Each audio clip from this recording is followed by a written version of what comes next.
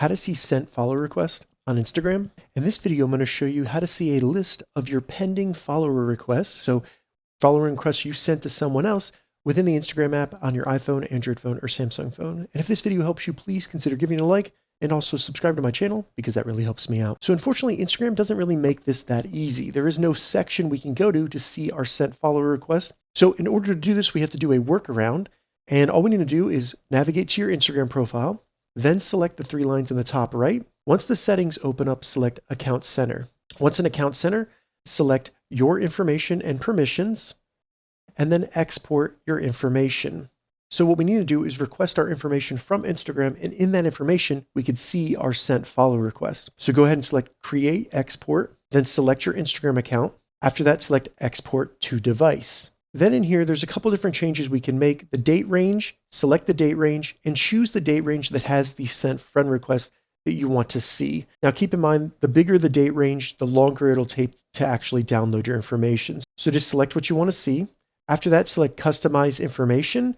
And this is an important one. What I recommend doing here is making sure that almost nothing is selected. So for your Instagram activity, clear all, personal information, and under connections, we'll leave that. That's the only one we're going to leave. Select clear all so that nothing is selected other than connections. And this just allows it to download a lot faster. So once you've done that, select save. And then all we need to do is select start export. Now give them some time. I've found that this can take up to a couple hours, but you'll get an email once it's ready, or you can just check back at this screen under current activity. And I already have one that I've created. So once it's available, select download and then download. Then we just need to download the zip from Instagram. So select download right here. So once you do that, it might ask you to change the name of the file, but it'll download it to the downloads folder on your iPhone. So find the Files app on your iPhone or Android phone, and then you just want to find the download folder or recent downloads right here. And you can see that's the Instagram zip. So if I select it, it's going to unzip it right there.